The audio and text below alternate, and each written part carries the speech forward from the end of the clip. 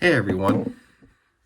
So, what's the deal with these movies coming out that are only getting acclaimed as the serious drama ones? Why haven't the exciting action movies or the films that have excitement in them gotten as much praise anymore? When you go to a movie, what do you want to see that you can call amazing? Do you want to see pew, pew, pew, stab, stab, stab, wound, wound, woo, she, all that cool stuff? Or do you just want to see people like, I'm depressed in life. There's no meaning to the world. Because those seem like the films that are the only ones that people will call masterpieces. We can't call these exciting, epic films masterpieces anymore. We gotta give the attention to all these films that have sad messages all the time and are more mature or whatnot. You joke what I did there? That's my way of stand up. Yeah, I know it sucks, but just kind of stick with the theme of this review. Anyway, yes, so stand up comedy. It's not one of my all time greatest passions. It's not something I desire to become, but it is something I have interest with. It's one of those things that you don't want to do as a career in life, but when you get the opportunity, you feel like you're ready to do it. And that's kind of what it is with me. I feel like I always seem to think about how I would be at stand up. I mean, I'm sure I would bomb first day, but it's just something that I've always been interested in trying out at some point. And it's also something I've always wanted to see sort of be portrayed more in media, like films, for example. We all know there's those TV specials out there that have stand up go on, and I've watched like one or two of those. I haven't really gotten too into it, so I guess that's one bad thing with my desire to do stand up. But I have seen films that like to portray it, but not many. I think really the only film I can think of that portrays stand up that I really can only think of off the top of my head would have to be the Martin Scorsese film King of Comedy. That film depicted sort of a comedic but also crime esque way of doing stand up. It didn't really depict that this is what I would become, but it also didn't say that this is far from what you would become if you did stand up. But other than that, I don't think there's really many other stand up films that came out I can think of on top of my head that I've seen. So I don't know. I feel like that's something that I would like to see depicted in movies a little more. Or maybe I should just try watching more. But regardless, there is one that just came out last month that does depict it, and is one that barely anyone talks about because it's one of those films that cinephiles will see and rate, while other people will just be like, eh. And that, of course, being the film called Is This Thing On? Because, that's what comedians say when they're starting out. Anyway, yeah, Is This Thing On? The title of the movie. Apparently, this was one of this drama film that's supposed to depict a depressed stand-up comedian or such. I was not very enthralled with seeing it, and I don't, you're probably wondering why would I get enthralled if it hasn't gotten so much universal praise. Well, I am, like I said, I am one who likes to see the idea of stand-up be depicted in films, and it's something I have slight interest in doing at one point in life. So that's one thing to go for when seeing this movie. And I figured maybe it's gonna hit me. I mean, probably won't. It's not gonna be relatable, but maybe what it will handle will be very crazy to watch. Maybe it'll be very investing, despite how boring it looks. Either way, I saw that this movie wasn't getting as much critical attention as other big films this year. So naturally speaking, that's where I figured, will I be able to call this a masterpiece, even though no one else is? I don't know. It seemed like it would be one of those big movies up there, yet apparently it wasn't. I always thought those films that focus on nothing but dramatic stuff would be the most acclaimed films, but in this case, I guess it just wasn't getting that much acclaim. Regardless, I did look like it could have, so I saw it, and yeah, I know it didn't seem like something that seemed like I should see in theaters. I should wait till it comes out on streaming. But no, it's new. It came out. Of course, I'm gonna see it in theaters. That's what I do. I'm not one of those. I'll wait till it comes out on streaming. People, no, no. If it's new and it's releasing in theaters, that's where I'm seeing it. That's how it's done. All right, let's get it over with. Let's start reviewing this movie. So the story of this movie runs long, but also smoothly, I guess. It's a film that sort of runs in this pace. I'm not going to be able to explain it perfectly, like scene by scene, because it's one of those kind of dramatic movies, but I'll do my best to kind of explain what happens here and there. So we open at a school doing a weird Chinese dragon performance because those are fun. You ever done those in school? I didn't. But anyway, apparently we see our main character being the stand-up comedian Also happens to be a divorced dad, a father with two boys, and a divorced wife who is a used to be famous in volleyball, and they seem to be going for that struggle. He's just sitting there on the bench at school, depressed, because that's cinema apparently. I mean, it does do good performance wise. We know our comedian in this movie is played by Will Arnett, who is usually into comedy. We usually see him in comedy stuff. Like when you think of Will Arnett, you think of shows like Arrested Development or BoJack Horseman, or you think of him voicing Batman, because that's where I come from. Yeah, he's the voice of Batman. But anyway, in this movie, he's a comedian, yet he seems to be very sad a lot, and he lives a sad life. He has two kids. He wants to impress, but they're all like, I don't know, they're one of those. Do you even care about us? Kind of kids. Then he's got a wife played by Laura Dern. Seems like a crazy age gap, but still, yeah, she's the wife, and she apparently seems to be taking after the kids and is like, "Are you taking care of them good?" Because he has comedy to deal with. He goes to this bar where he does stand up, and he's sort of here and there. Like his first performance we see in this film, he's just like, "I'm divorced. I hate my wife." It's like he's not even really trying. He's just sad. He's just immediately sad. The movie starts and he's sad. It's like, okay, so you're ready to be sad at this point in your life for the movie's opening. He's also apparently, despite all the struggle, he does have friends, which is nice. He does interact with some other comedians. Now, my dad pointed out that there are some comedians in this movie that are actually real comedians, but I don't watch as much stand up as he does, so I wasn't able to tell that. Anywho, he does make a little success when he does it, but he doesn't like to think of it as his ultimate career because that's not what everyone else in his family likes. He spends a lot of time with his mother, who's just like, I hope you're doing good with your life. And I hope you have a happy career going for you. And he's also apparently, of course, a divorced wife who is still constantly catching up with what he does. Uh, there's comes a time where he does try to get him spend time with his kids, try to show them he's cool, but they know about his comedian abilities, and they're like, "Is this really funny? I don't get it. Is this comedy? What is this? What kind of Adam Sandler stuff is this?" They don't say that, but like it's like they see what he does in comedy, and they're like, "Is this really how are you doing with this?" But then of course there's that one moment where the wife apparently is seeing somebody else, and they decide to have a nice time out. So they go spend their night watching some stand-up comedy, and look at that. That's where we get that whole Cotton 4K moment in the films. That's a little moment I like to call in those scenes where it's like the character says stuff that they don't want a certain audience to hear, but they just happen to be there and hear it, and they don't even realize that. That's all those Cotton 4K scenes. I call it that. But anyway, yeah, they show up. He does stand.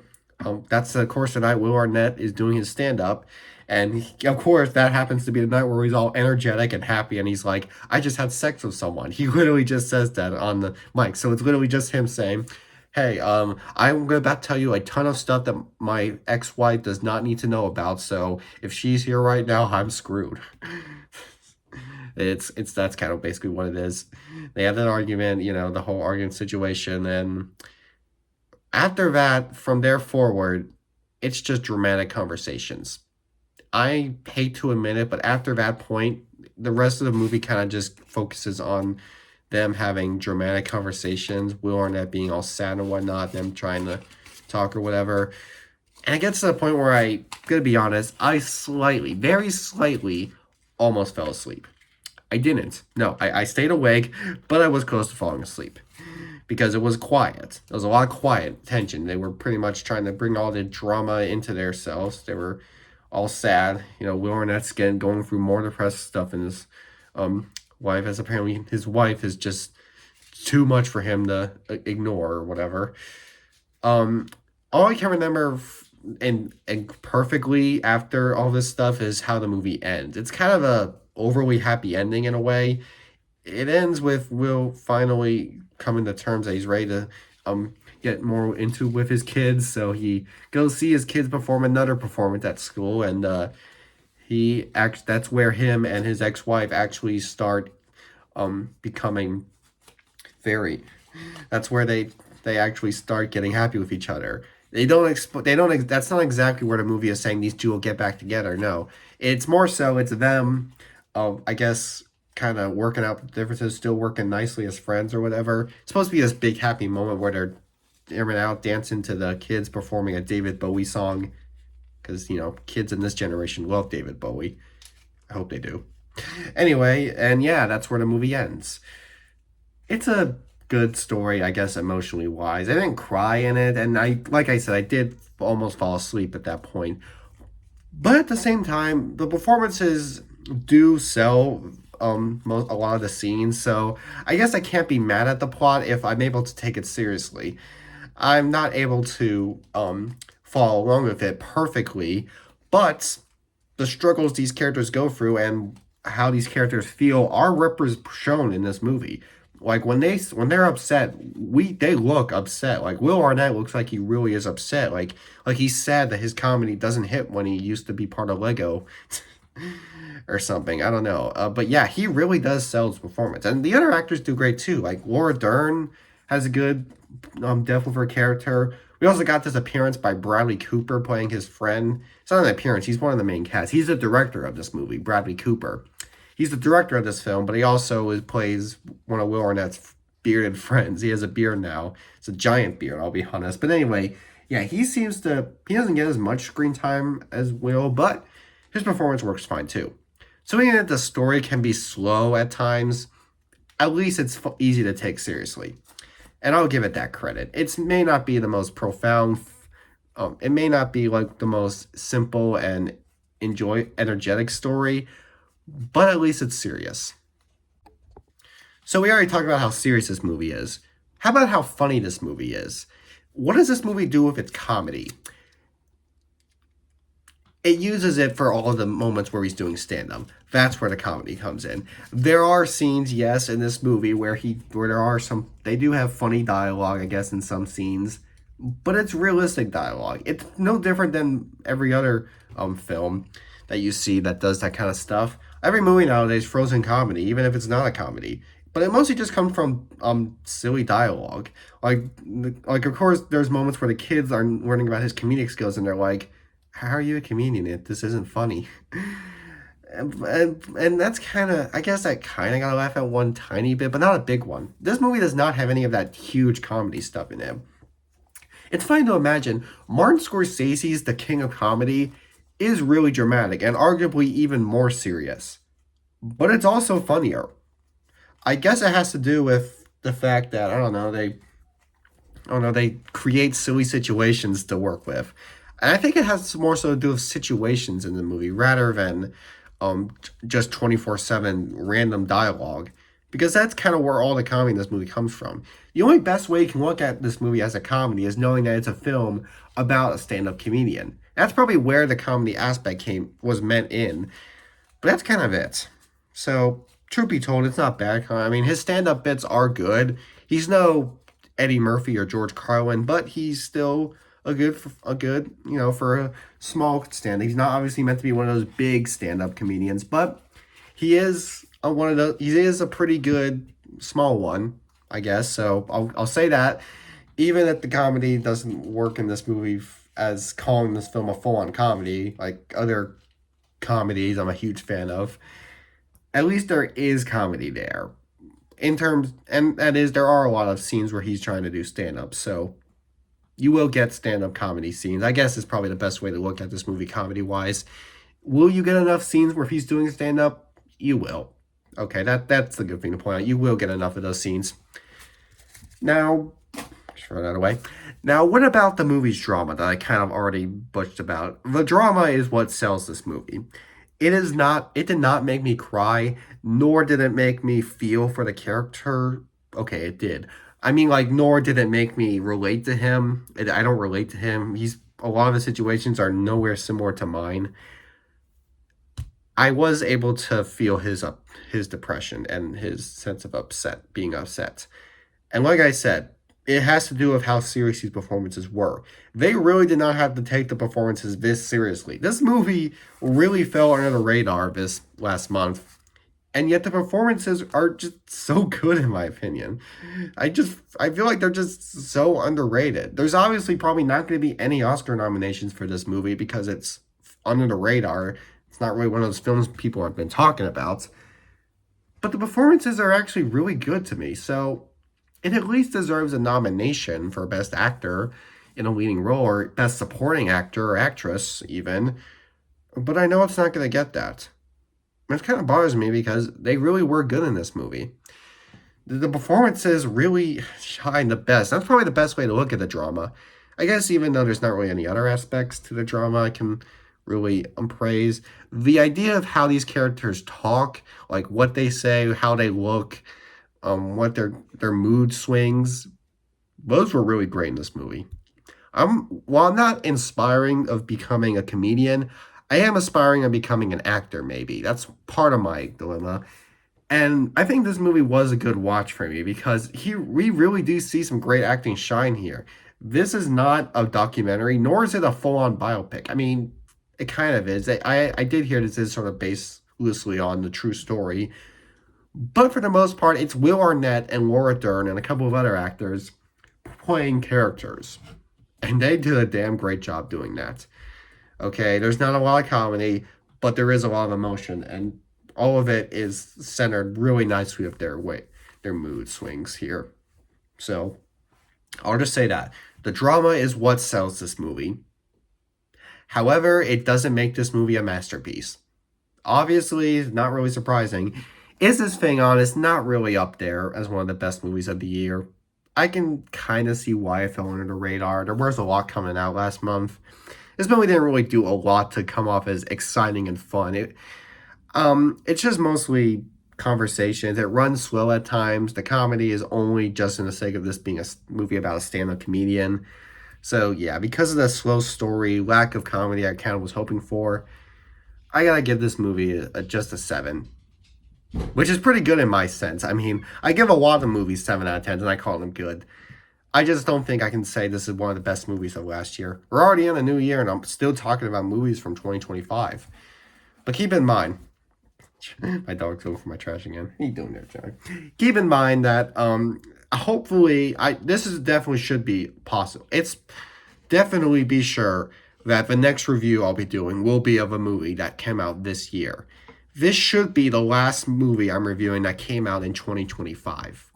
Okay, I should promise you all that from this point forward, the next movie I'll be reviewing from there on out are new films coming out this year. I should be done watching movies that were released last year. Okay, I've seen enough. We're done. Let's move on to the new year. I'm just hoping that more movies come out this year that are considered masterpieces are the exciting ones. I'm one of those cinephiles who's looking for movies to excite me. A lot of cinephiles are looking for movies to have a lot of drama and mature themes in them. They want something that's mature. They want something that's like, I don't know, filled with drama and such. Everyone just want to see a movie that excites me, that keeps me invested. I mean, honestly, I just want to see a movie that I can remember. I don't have to keep reading scripts on. I want something I can remember, I can get excited by. I don't almost fall asleep to. I'm not one of those cinephiles who's calling out small, not up there movies because they have dramatic scenes in them. I will praise a movie for doing that, but I'm not one who's all about that. I want the stuff that I am thrilled with. I mean, shouldn't a lot of us want that? I'm a cinephile who's up for thrills. This movie may be good, but it definitely doesn't have the thrills. I'm hoping to see a lot more great movies this year that have that. I want masterpieces with thrills. You hear me, cinema? Make thrills masterpieces.